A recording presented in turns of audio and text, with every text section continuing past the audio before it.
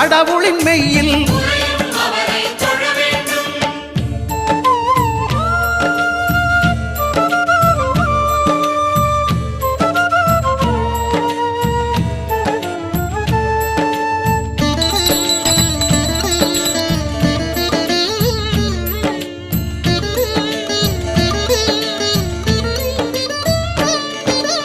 அங்காரகனவன் தங்கும் இடமே